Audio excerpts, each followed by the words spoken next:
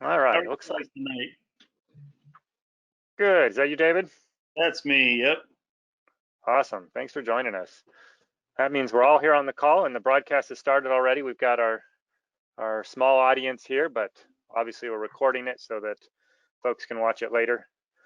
I will turn the time over to Aaron Rexick, AWCI President, to go ahead and host this evening's Meet the Candidates Forum.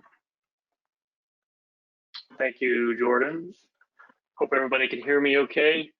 Sure. Welcome, everybody. We kind of wanted to do something unique this year. We have never done anything quite like this before, but with the webinars that, the excellent webinars we've been putting on as an institute, we felt like now that we're more familiar with the technology, we wanted to allow membership to interact with the organization on a more intimate level and utilize the technology to interview board candidates who are running for the board. So just kind of a quick overview of how we're gonna handle this. Can you guys still hear me? Everyone seems to be frozen. Yep, I hear you. I can hear you. Yep. I can hear you. I don't see everybody. But, Well,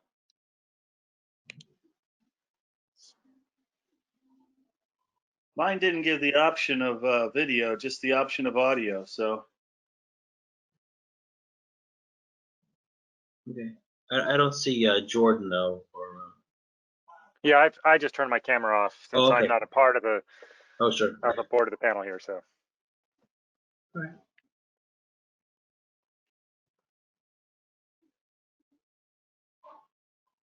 Are you still with us, Aaron? He seems to be the problem. All right, so I was gone there for a little bit. Welcome back. My internet connection here has been atrocious the last few days, so sorry about that. But okay, so where'd you guys lose me?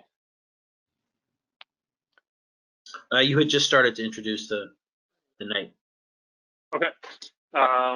Sorry, hopefully that's the only time this will happen tonight. So I'll just monitor the webcams and make sure people don't stay frozen. So if you want to keep something in motion, that way it'll be easier to see. So welcome everybody. We're just gonna have a quick hour long, hopefully. This will give membership in attendance the opportunity to find out kind of directly from the board candidates how they feel about certain issues and why they deserve your vote. So we thought it would be appropriate this year, and traditionally it's been in the magazine. You know, people they make their plea in the magazine, and they also have questions that they've answered that get mailed out with the ballots.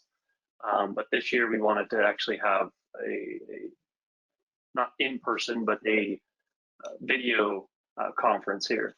So the way we'll handle this is I'll kind of look at questions and field them to the candidates. If you have any questions, you can put them into the questions pane, or we can also have you raise your hand and we can call on you to ask the question yourself. So if at any time you want to raise your hand, we'll get to you when we get to a good stopping point after the previous question, and we will get started. So we did get some question submissions. Sorry, I'm looking over at another monitor here before the meeting, and those were actually supplied to the board candidates.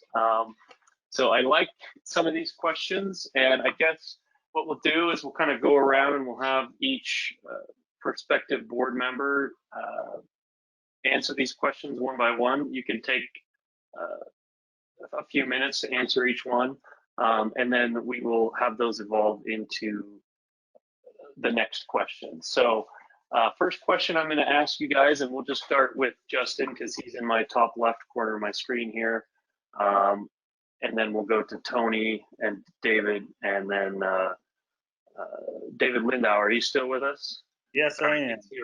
Okay, can't see your webcam, so it's kind of hard to. They didn't give me an option of webcam, so I don't know how to do that. Oh, okay. Just gave me Sorry the about option of audio. All right. So first question we're going to ask you guys is, if you could accomplish, if there was one specific thing you would like to accomplish as a director, what would be that one thing? So we'll start with you, Justin. I would say that I would like to see some more webinars specifically that focus on the money-making side of watchmaking. You know, some possible options would be like how to do appraisals for insurance or bookkeeping and inventory tracking, or maybe estimating jobs to ensure that you're profitable. Specifically more with, like, you know, the money of watchmaking. And I know that we're all passionate about it, but we do need to make a living at it if we're going to continue to do it. And I would like to see some more classes and help with the financial part of it. Great. Thanks. Tony. So what I would like to see is similar to what Justin said, more training, more webinars, more mobile classroom courses. What else? Just try to keep improving the education, keep building on it, not doing the same thing over and over. Just keep creating new classes, new things like that.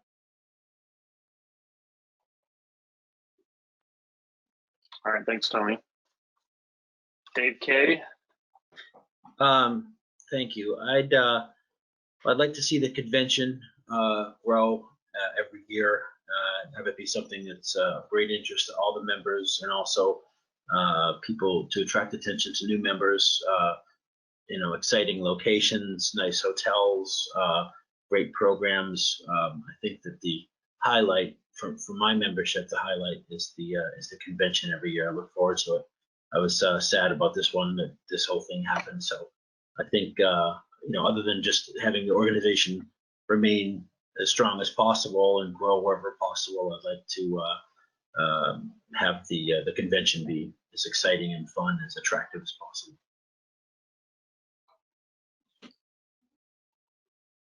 Yes, I was definitely bummed out about the having to postpone the convention as well. Hopefully Yeah. it goes on in October, and we can still have a good time then. I'm looking forward to it. Definitely looking forward to it. All right, David Lindau. I think the biggest thing that on my list would be education. And I'd like to see a world-class education system, but it's easy to say that, but I'd really like to work on developing a curriculum, you know, a full-fledged curriculum. And I think it's many years long project, but I think we can do it. And I'd like to see that and in cooperation more broadly than there already is. The convention is another thing I think that we can do some improvement on. And good, and I think it can be better. And the only way you accomplish that is by reaching out and getting more people involved and more people to volunteer. That's what we would. I'd like to see us improve on that. Thank you. So we'll go with the next question here. Thank you guys for your answers. Next one we have here is in regards to the right to repair movement. So just to give a little bit of, if you could just mute yourself, guys, when you're not talking, that'd be fantastic. Then we won't get any of that feedback. So a couple of years ago, AWCI was in contact with the Right to Repair organization. They approached us about becoming a member with their movement, and the whole idea of it was that they would lobby to state and federal governments to advocate for access to spare parts for watchmakers and clockmakers. AWCI, we investigated working with them a little bit, and we settled on that we would promote to our members to get involved with the organization because of several different factors. So not everybody here that's on the call may be familiar with this organization. But the question is, what role, if any, should AWCI play in assisting the right to repair movement in regard to watch parts availability? And obviously, you as an individual board member, as part of a team of 8 or 9 individuals, and those individuals make up the whole board. And so one individual, yes, can be a good mouthpiece for certain projects, but you do really have to work with the entire board in order to get certain, especially big projects accomplished. So we'll just ask you on an individual basis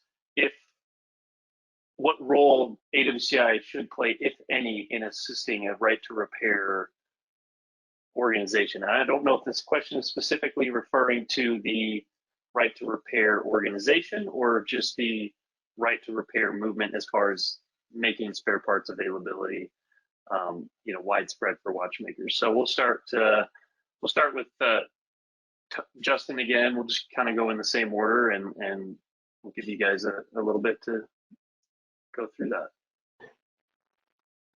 Okay, well, I do remember when Peter Pronko had started a committee to look into that, and I believe that particular organization, we had some issues with joining, not because of the mission, but just because of the details, that there were some hurdles that went along with it. And I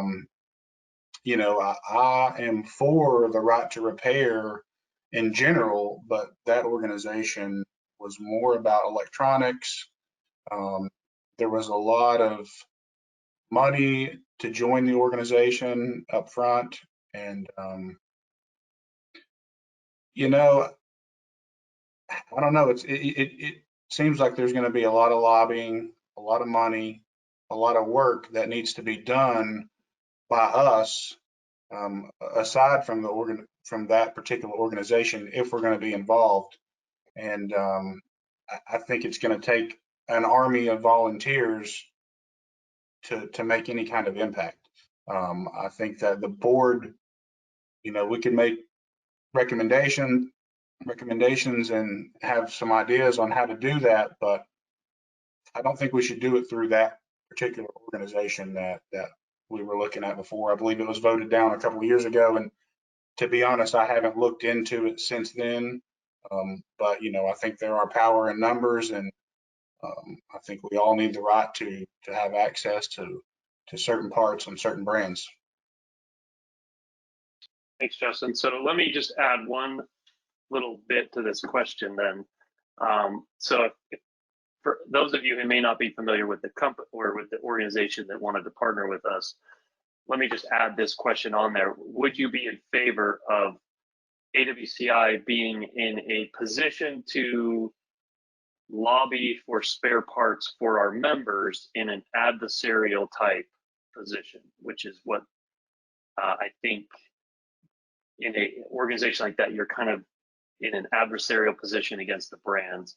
And so if you can just answer that, Justin, and then everyone else, if you can add that to your answer, is that something that you would suggest that AWCI be a part of? Well, I don't like the term adversarial. So anytime, I don't want to have any adversaries. So, I don't think that. I think it's more of a general movement than specifically, because I'm sure that the question comes from, and a lot of our organization is worried about 1 or 2 or 3 specific brands that you used to have access to parts to, and now you don't. And I don't know that going to court or spending tons of money after that is the best use of our time, honestly. All right, thanks, Justin. Tony?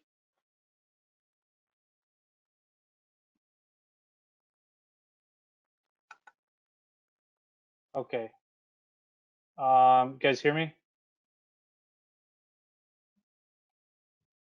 Yes. Hello? Okay. Yes. My webcam came off. I don't know much about the right to repair movements. The only thing I know is just a little bit about that we tried to reach out to them, or they tried to reach out to us.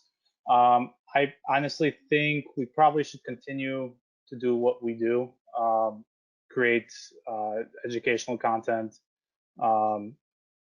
We should have just keep creating and have the brands see what we do and try to get them on board of how they in the type of education that we offer. Would I mean, in the future, maybe I would try to revisit this right to repair, just to see what they have to offer, because I don't know much about the organization. All right. Thanks, Tony. Yep. Dave Kurdzak? I'd echo just about everything that Justin said, and Tony too. I don't know specifically about, well, what I know of that organization is it's not really geared toward something as specific as our business. I don't think we have the lawyers or the money to go up against any kind of major watch company. I mean, the only ones worth going after have the money to fight us. I know it's it's not a popular thing, and a lot of people aren't going to want to hear it. But I think the ship has sailed as far as us legally going after companies with hundreds of millions or dollars and more. But I was talking to one of my watchmakers today. We were having a little coffee break, and we were talking about how things end up working out, and we're talking about how the environmental not lobbyists, advocates have been fighting and suing and trying to change laws for 50 years, and more has happened in the last 2 months because of the COVID, where smog is disappearing from these huge areas and pollution is going way down, and the situation has changed way more than lawsuits and fighting and arguing could be, just by the situation changing. And you may find that after this, in the next couple of months, you may find that a lot of companies are going to need money. And if someone with a credit card is on the phone and they want to spend $100, they may just take it. So, the major companies aren't going to care about selling, a spot part here and there, but companies that previously weren't willing to do business with independent watchmakers may find in this new environment, when no money is coming in or little money is coming in, they may need to change their policies, not based on moral laws and what watchmakers think they ought to be entitled to, or whether they should be or not. That just depends on the perspective, but you'll have the business situation as it stands may give watchmakers the access to parts that they've always wanted without so much as hiring a lawyer. So that's kind of what I hope is going to happen. We'll see. All right. Thanks, Dave. David Lindo? Well, I can't say much more than what they said, but I've always been convinced that if you're watchmakers, you should make parts. And I don't understand why, if there are a lot of people needing the same parts, why we can't just manufacture them. And of course, that's from the ignorance of a person who's never made a watch. But if the Swiss can make parts, the Americans can make parts. And I would love to explore that, because that's a positive solution rather than a negative solution. Yeah, I don't think you're going to ever get far with an adversarial relationship. And I don't think you'd have to make too many parts before they realized you were serious. And again, we have the technology, we have the machinery. I don't think we have the will to do it at this point. And a lot of people don't think it's possible. So I'm convinced it is possible. We can make any part they can. So if we could muster the will to do it, I would love to see us get together and have a unified attempt to do it. But then again, I'm a clockmaker, not a watchmaker. So, You're clockmakers. well, we don't have anybody to buy parts from really, except for the companies that just make new movements and you trash the old one. But for anything that's period or vintage or whatever, you have to make the parts. And of course, the argument would be that it's a lot easier to make clock parts than watch parts. And that is a valid argument. But I think with the volume and the number and the interchangeable nature of them, I think we can do it, especially with today's technology. All right, thanks, David. Great. Thank you, everybody. So I was wondering how long it was going to take for COVID to be brought up, and Dave wins. And so that brings us to the next question here. So AWCI was forced to shut our headquarters down for a little while. We weren't able to have in-person classes, and we weren't able to have our staff go in. We were able to keep everyone fully employed during that time. But there is a question here that says, if the current situation of COVID-19 continues for months and AWCI is unable to attend classes, or if people are unable to attend classes at AWCI, I'm pretty sure that's what they meant, what would be our plan? So right now, we do currently have classes on the schedule, but we do understand that there are areas of the country where people are not able to travel from and come to classes at our headquarters. So we also have not scheduled any classes on our mobile classroom at the moment. So I guess the question that we're going to ask here is, if this were to be a long-term, drawn-out thing to where our classes are severely limited in person and our mobile classroom classes are almost non-existent, what would be your plan to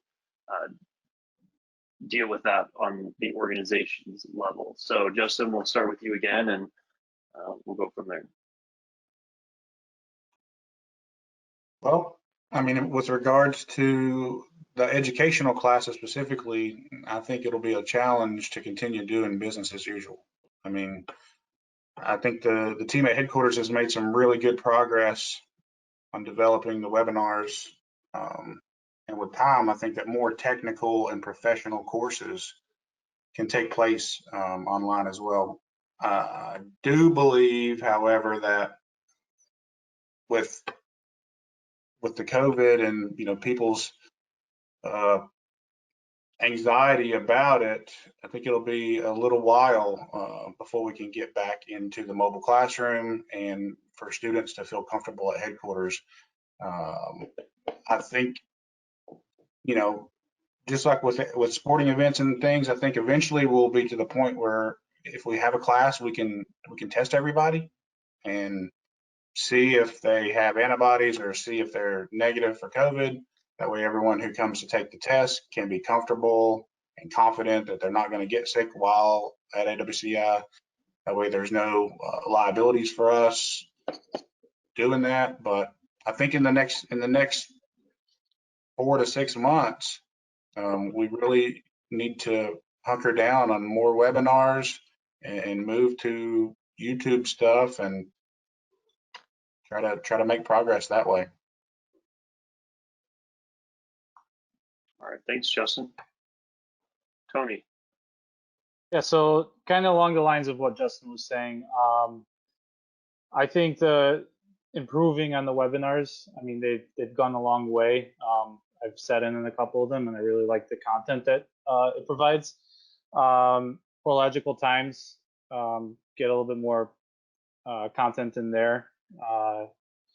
And then I do like, I know that I think you guys did a beta test on like a build a watch at home. You sent out kits to people. I think that was really cool. Maybe do something like that in the future with other type of materials and different projects. Okay. Yeah, thanks. Dave Kirchner? I think, just as the other gentlemen were saying, that expansion of the webinars is obviously a good idea. Making it a little bit more user-friendly on the website so that they can be navigated and scrolled through more easily and accessed more easily, that would be great. I think, it's going to be a long time. I think you might have better chances of having classes at headquarters sooner than you'll have people willing to get back on the mobile classroom, just because it's such a more contained environment. But I still think that we can still use the mobile classroom as sort of a stage or a backdrop of some programming. So I was advocating for this a few months ago, just at the meeting. It was just an idea, but I was thinking that we could use the mobile classroom as something that can go around and visit various members around the country, and they can have their business featured, and they can, the mobile classroom can come to town. They can get a little article in the newspaper, and people could go on there on a limited basis, one or two people at a time. But we need to be able to utilize that asset, because the organization is paying for it, and it's getting older by the day, so it needs to be. I'd like to have its legs stretched. So I think that would be a great idea to have some sort of maybe a YouTube show that features AWCI members at their shops. Great. David Lindow? It's hard to answer that when you really don't know where we're going with the whole thing. But the positive thing that's come out of it is things like webinars. When it comes to repair classes, you can put information online, but it's really hard to have a class per se, because the hands-on aspects are pretty important. But I think what can happen if it doesn't go back to some level of normalcy, what we can do is start working on stuff that can be used online, and make that part of a curriculum, an overall curriculum that is supported by videos and by an online presence, etc. So that if a person takes a class, later on, after the thing is over, these videos can be looked at later after the class, and you can have also a stated curriculum, whereas different teachers teach, the content is the same, and the videos can add to that. They can reinforce it. So you can have an overall curriculum that supports itself, where you have teachers come in and all the teachers know what the content of the curriculum is. And I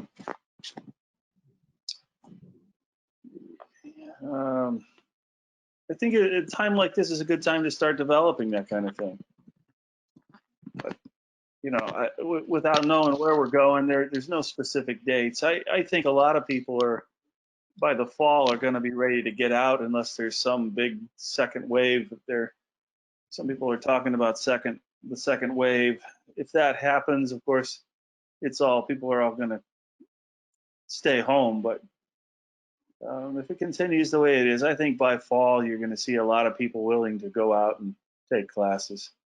So I guess it's hard to answer without knowing the future, but I do think the video things can be reinforced, and if we do them right, they can add to an overall curriculum. Takes us into the future. Okay, thank you. So being a board member comes with a certain amount of work and responsibilities. Some of you probably know the scope of the work a little bit more than others, but do you have an idea of the scope of the work, and are you in a position right now to dedicate the time required to being a board member? So I'll go with you, Justin, and be pretty quick answers. Yes and yes. All right, Tony. Same here. I'm dedicating this to AWCI. They taught me a lot, so I want to give back as much as I can. All right, thanks. Dave Kurjanek. Yes, I can dedicate the time, and whether or not I get elected, I still intend on volunteering in some aspect. Because you know, yes and yes. So I think everybody here has already shown that dedication that they want to make the best of the organization. I'm sure everybody here will give all they can. All right, David Lindo. One thing I know for sure, there's going to be a whole lot more time required than the guy who twisted my arm to run said there would be. But but yes, I'll dedicate the time necessary. I'm already putting a lot of time into developing education stuff, and I think that'll come out more and more in the next year. But if I'm elected, yes, I will definitely create the time, make the time, and do what's necessary to move it forward. I appreciate what's going on at AWCI. All right, thank you. So I do have a question here that came in last minute, and I really like this question. Everyone here kind of has a very diverse set of experience, and this question is, how do you intend to use your experience in neurology to work with committees to generate success for the Institute? I don't think it's necessarily just narrowly focused to committees. Maybe how would you use your experience in what your current work position is, or whatever your business position, to benefit the Institute? So Justin, we'll go with you first. I would say that, you know, my work on the finance committee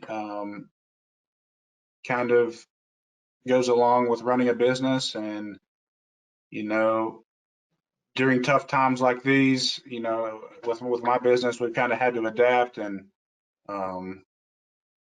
moved locations and kind of just changed the way we did business to adapt to this scenario with COVID-19. And I think that using my experience with business and keeping a budget and keeping the boat afloat is basically my experience and how I can help, I believe.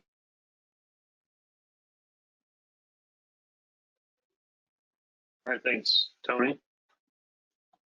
So my business, my grandmother actually is the owner. We're a family business, and I kind of taken over the technical side of the business. My aunt, who takes care of the business part, which I really don't know much about, never had any type of education for that, but I would like to, we do high volume work. I would like to implement the type of stuff that I do and try to give it to AWCI as far as the knowledge that I have. All right, thank you. Dave Kurjanek. Aaron, can I hear the question one more time? I just want to make sure I got everything, because I was looking, I can't see it. How do you intend to use your experience in neurology to work with committees to generate success for the Institute? Or I kind of rephrased it, just how would you utilize your experience in the industry and use that to benefit AWCI? All right. I would just use, I would say that I'd use my experience, you know, as a business owner. I do work closely with some brands, and I would try and bring what I think they think to the table. I think, you know, the networking that I've done with just about everybody here on the screen, except David, I don't know that we met face to face. David Lindo. I'm sorry, I can't hear you. Well, when we do meet, I'm sure we'll get along famously. So I think just the ability to connect with people, everybody here on this screen, and is consider a great friend and a great colleague. So I think I would bring the respect that I have for everybody here and everybody that runs AWCI and that I've met through them to I don't know, to move it forward as best I can see. I think I think we'll get much further working all together. And that's kind of what I like to do. All right, thanks, Dave. All right, Dave Linda. I've been in the clock trade for 30 years this month. In that 30 years, I have built at least 1,500 clocks. It's probably closer to 2,000. Pretty well handmade clocks. Restored mountains more, but that doesn't really help you run an organization. Running a business is one thing, running an organization is another. Outside of the bounds of the question, I would say that I have been on the school board, the local school board. I've served as president and vice president of other organizations, like Ornamental Turners International. I've organized three of the conventions that they've had. These experiences help a lot in running an organization like this as well. I've also taught a lot of people, a lot of classes. I've taught a lot of people in the shop.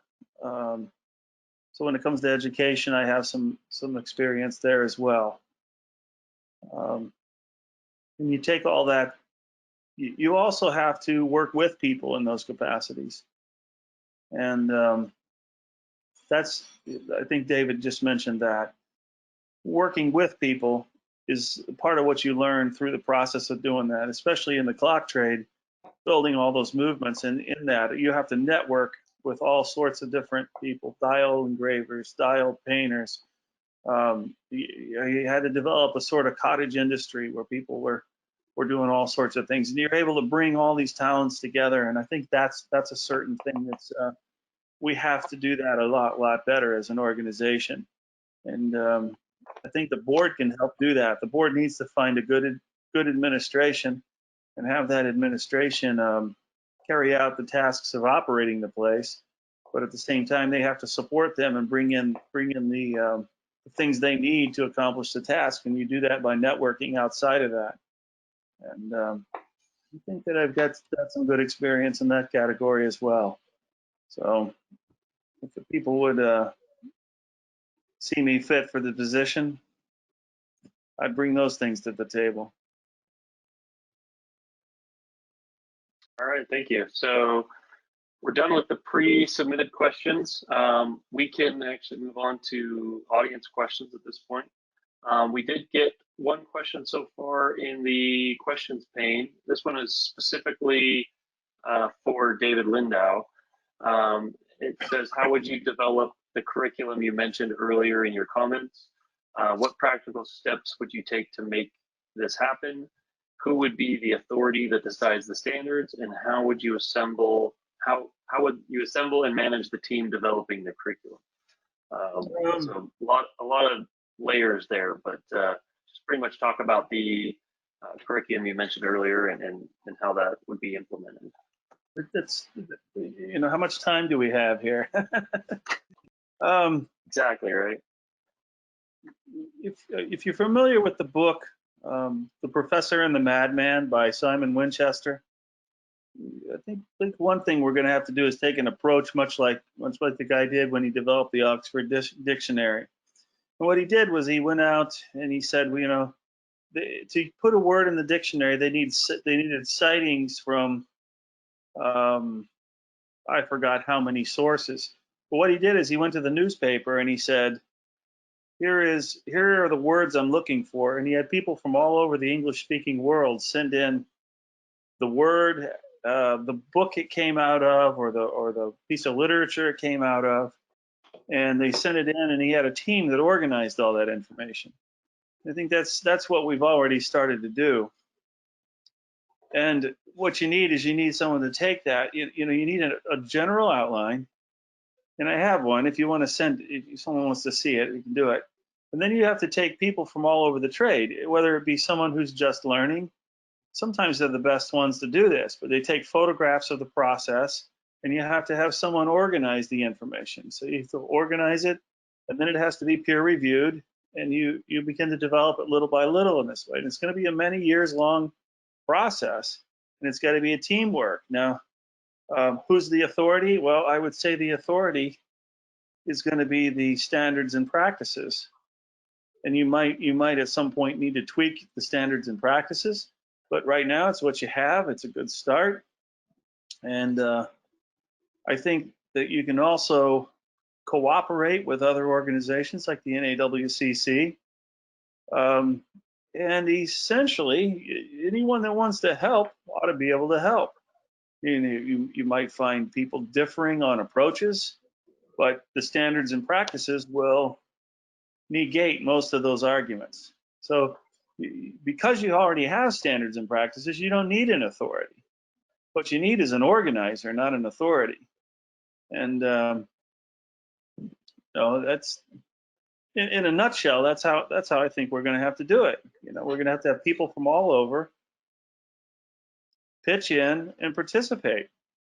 And so far, we haven't gotten that far yet, but I've only been working on it a couple of months as well, maybe 6 months. So far, we're doing pretty well. And I think with if a broader group is behind us, I think we got stymied quite a lot from COVID.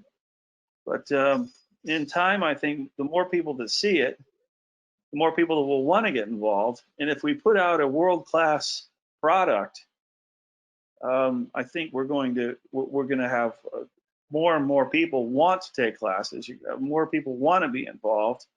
And if you cooperate with other organizations, I think it's going to spread like wildfire. And some people are skeptical of that, but I think you start and you build up. You have to start where you are. We will start low. We will build up. And eventually, I think you'll see students and teams of students come along and take on some world-class projects. And then you can use things like Instagram and Facebook to promote those projects and proper restoration techniques. And as a person is trying to elevate themselves and get better, they're going to say, boy, that looks pretty good compared to what I'm doing. And they're going to want to go and take your classes as well. I think you can revitalize the thing, your whole system in the process. Now, it sounds pretty utopian, I guess, but I honestly believe we can do it. And I think today, a lot of people are down on the millennials, and I'm going to tell you, they're the hardest working people we've ever had in our shop. Over and over, I've got them coming in from all over the country, and when they come into the shop, they'll come in and they'll work 12, 16-hour days. It's crazy what they want, and they're thirsting for the information. They're thirsting for the knowledge, and right now, there's really no place to get it. So I hope that answers the question.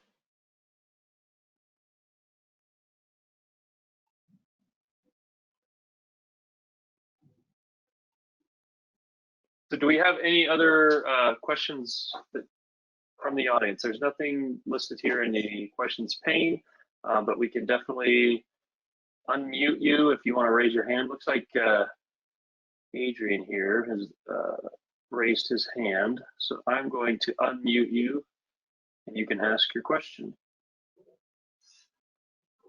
All right, Adrian, I just said I'm unmuted you. Yes, hello.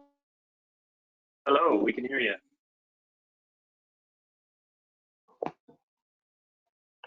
Hello. Okay, excellent. Just to rob a couple of minutes from the candidates. I just wanted to rob some minutes from the candidates before finishing. I'm speaking from Spain, and what I see is more and more people are starting to be members from AWCI. What about some ideas to internationalize the organization? So on the on the gemological world, there is this organization, the GIA, and they are the #1 reference. So I don't see why this organization can be the same for watchmaking and clockmaking. So any thoughts about that? All right, thank you, Adrian. It's glad to hear you calling in from Spain. It's good to have you on the call here. So we'll let the board members go through their answers, and let me just, I think we could just sum it up. You just want to know what the board members' ideas would be to be more adaptable to the international stage and be more open to working internationally, and then also how we can work with other, to be more like other organizations like GIA. Is that kind of what you're saying? Yeah, what I say is that, for example, GIA is American organization, but they are world the number one in the world. So I don't see why this organization cannot be the same on this area. I think there is potential to do it, and I believe that some people like me can join the organization as I did. So. Okay, great question. And it's also, right. Yeah. Go ahead. You were going to say something? No, and it's also a way to expand the power of the organization and make it grow with people from outside. Obviously, not forgetting that this is an American organization, so it has to serve first the country it comes from, obviously. Okay, we'll start with you, Justin. How can AWCI be reach out to the international community and be a force internationally? Well, it was a great question and great comment from him. And I actually was talking to another member about something similar as this just this week. And it was about the BHI, about how maybe we could have some kind of a relationship with the BHI because they have take-home tests and have a real problem getting enough people to get certified for that take-home test, and maybe to do some kind of relationship with them to maybe do their testing and certification in the United States or something similar. But other than that, like, I don't know, and it's just my lack of knowledge. I don't know if there is a watchmaking organization in Italy, in Spain. So, I think that comes from the top, and it's those relationships that you need to build within those countries to be able to advertise and just be known. I don't know can we question him back? Like, how did he find out about AWCI? Like, other than just searching for watchmaking organizations, is there something else in Spain that is smaller or? So Adrian, if he wants to. See, I don't want to speak for Adrian, but I can say he is a fairly recent member of the organization, and we saw him join in response to the webinars.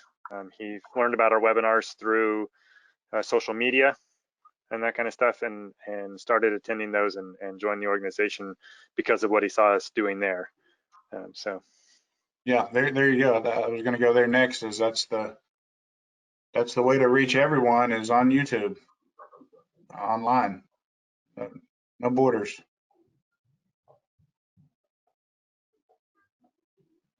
All right, thank you, Tony. Actually kind of like the idea if we could possibly team up with other organizations around the world. Not sure what there are, who's out there as far as in horology around the world that would like to do that. I don't know if we've tried that or not, but that would be a cool thing to do. As far as of right now, getting education, I think as the webinars and now that we have the HT magazine in digital format, be easier to get out instead of shipping that a copy out of the country. But I think right now that's probably the best form of education we can give students or anybody out of the country at the moment, unless they want to come for classes to the U.S.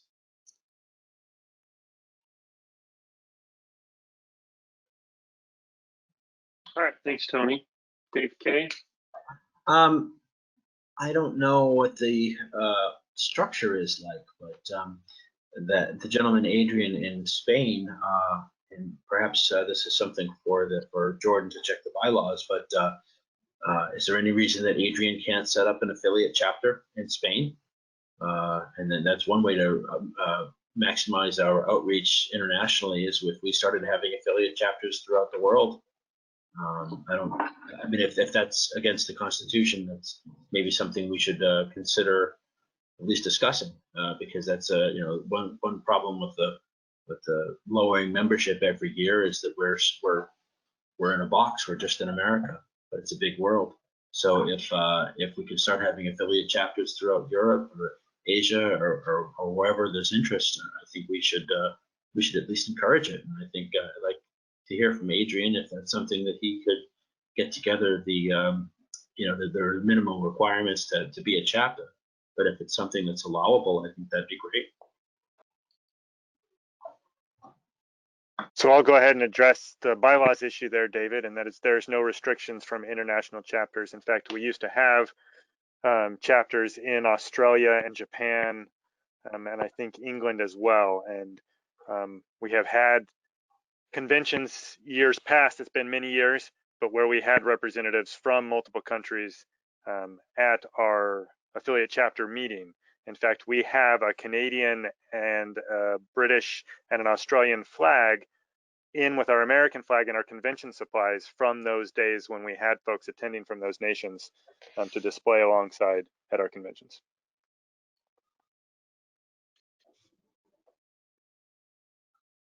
I think that's great. All right, Dave Lindo.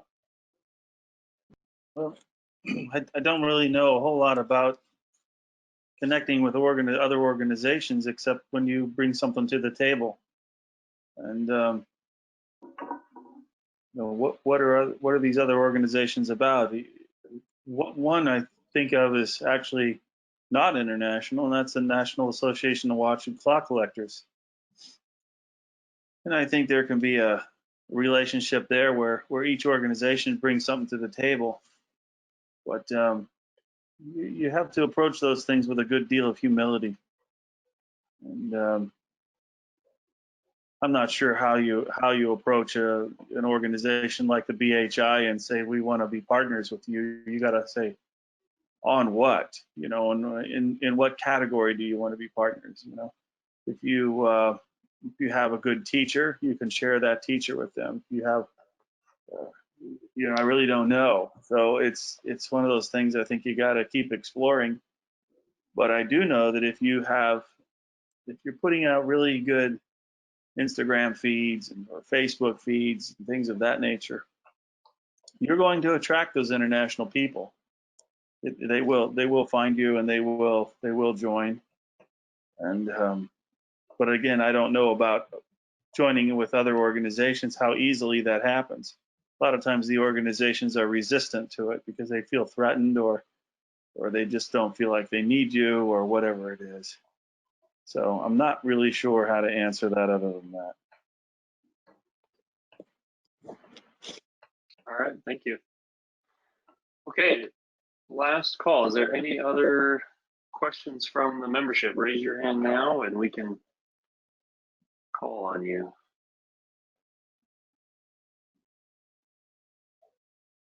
Doesn't appear to be any.